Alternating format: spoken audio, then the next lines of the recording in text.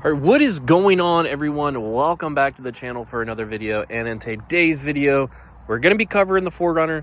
This vehicle honestly has pretty much taken over the channel as the primary build that has been happening ever since I started making videos on this thing. It didn't gain a lot of traction until I guess I started progressively building this thing, and it just having parts added, adding the lift and stuff. So it's definitely become the most popular build on the channel. The Mustang, it is springtime. It's getting warm, as you can see. It's later in the day, but it was pretty warm today. So springtime is right there. I'm gonna go ahead and set up a date to where I can go ahead and get the Mustang, the K member, and all those parts that I have taken up so much room in my garage or shed.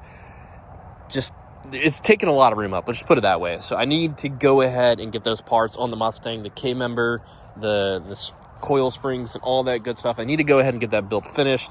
And it's springtime. I think I have an idea of what's causing the same issue I had last year with the car to do it again. But we'll figure all that good stuff out because, well, you got to pretty much unhook the battery anyways to swap out the K member. So all that will be addressed. I will have more content on the Mustang and kind of what I'm going to do with the finished product of the Mustang. This has been primarily the focus because, like I said, modding vehicles, if you're a car enthusiast person, no matter what build you have or platform you're on, you're always like, I'm done, not gonna, the build is done. And then a couple days or a couple weeks go by, you start looking at stuff and you're like, I said I was done. I kind of need that. So that's where we're at with this. So in the previous video, or actually a couple previous videos, it's like a series at this point.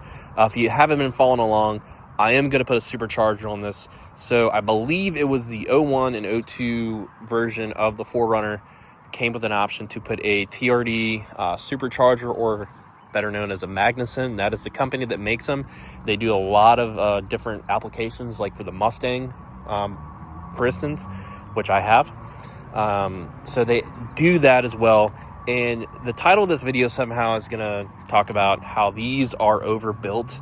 And I don't know about any other 4Runner platforms, but I know the 4Runner itself for this, the Tacoma, the Tundra, and the Sequoia, I would imagine all the same year generation, kind of ranging from that.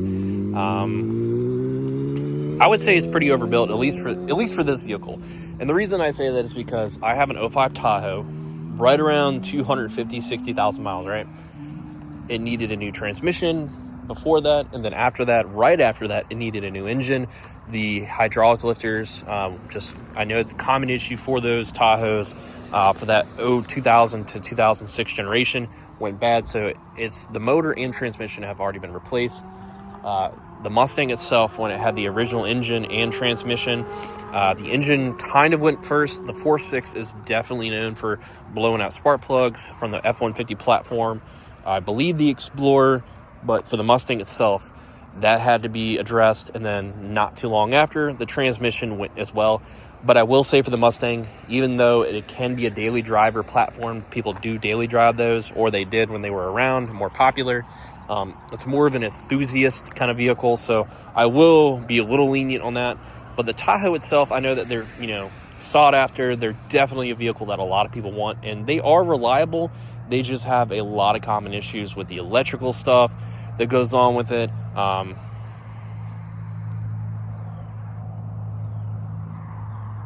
The electrical issues that go on with it, and kind of the few engine problems.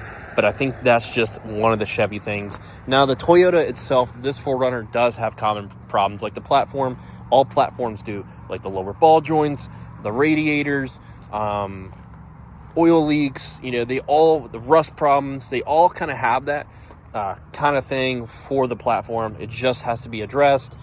Some of the stuff like this, the radiator, I've already replaced the radiator. You always want to do that because it ties into the transmission. You don't want that pink fluid mixing in with the coolant. You don't want the coolant in the transmission fluid, to become that pink saturated kind of color.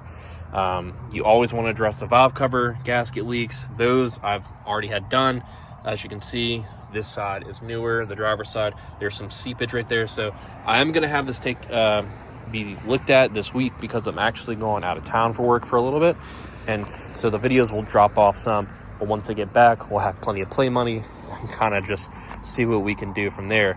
But When I'm talking about overbuilt, a lot of people were talking about, oh, definitely supercharge this thing. The 2 or 3 people that said no, it was more of a waste of money in their eyes, or their reason. They're like, keep it stock, don't put a supercharger on it.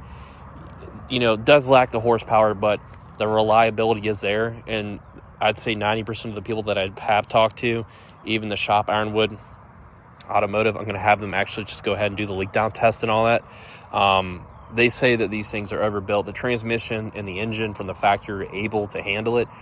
Toyota didn't do anything, from my knowledge, anything different from this engine to the one that they did put a supercharger on. So it should be able to handle the boost, no problem. And the cool part is you don't have to have a tune for it. It learns on the fly.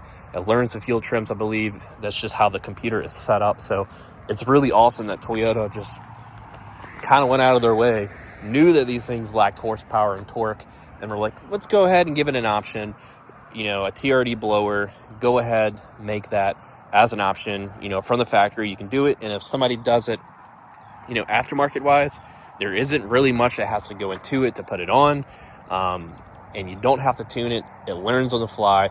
And this is as far as I know that I've been told. So I will, obviously look into it more and do more research, because I don't want to get a supercharger on this thing and then have to tune it.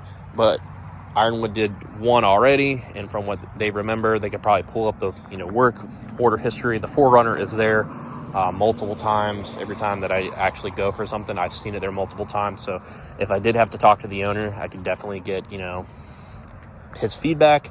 Other people online have also stated pretty much that from what I'm saying is correct. So that is a great thing behind this, and it's going to give it the overbuilt but slash horsepower that it deserves. Honestly, what a newer 4Runner would probably feel like just in 2002. I'd say maybe like a 5th gen is what I'm imagining the horsepower, because I think those are right around 240 or something, could be a little more. But something like this, it's still a heavier truck, but it would be really cool to see popped up in a Cars and Coffee or something. Not that this thing is super unique, but the 4Runner is a pretty sought after platform, and to pop the hood and see a blower on this thing, well, I think that's just that's like the final mod I need. It's like the final boss for if you have a 4Runner, So again, this is a Sport Edition one, so it does have some of the amenities that the Limited did come with, except for the dual climate, leather seats. If I honestly wanted to change that, I could. I don't really care about dual climate. I don't think I'll ever switch the seats to leather seats, honestly, unless I did find a really, really good deal on this set of color, the same color, I guess, or they would be gray for this interior color. But the last part I will say from the reliability standpoint, as overly built, that I forgot to mention at the beginning of the video, is you can take a look at the interior panels. I'm shaking the door. This door panel's been taken off multiple times to have work done, like the electrical part and stuff with the 4Runner, kind of running wires and all that. A lot of the interior has been taken apart to hide the wires and stuff, because I like a cleaner look. The Tahoe as well, it holds up much better than the Mustang. The Mustang interior for the 99 to 04 or 94 to 04, to be honest, comes from the dark ages of Ford, so it's all cheap plastic. It breaks, it's brittle, and some of the Tahoe stuff has kind of done the same. Not as bad as the Mustang stuff, but the Toyota stuff, like the dash isn't cracked all or anything. It just needs to be cleaned. It's a daily driver, so it does get messy, but just overly built, I think, this entire platform. And I will say the Tacoma and stuff like that is as well. Besides the rust problems that these kind of have on the frame, I think they did a great job. And it's not like this thing is a Lexus or higher quality. It's just Toyota was like, let's make something really good. We're establishing this in the 90s of the rage of the SUV market when it was super popular, and they gave the 4Runner its own chassis. Basically, they just wanted it to have its own identity at that point, being the 3rd gen. And I think they definitely hit everything right. There are a few problems that they addressed later, but I think they did a really good damn job. So that's going to do it for this video, guys. I'll catch y'all later. Look forward to newer videos coming. Hopefully we'll have this thing with the blower on it pretty soon. So I'll catch y'all later. Have a good one.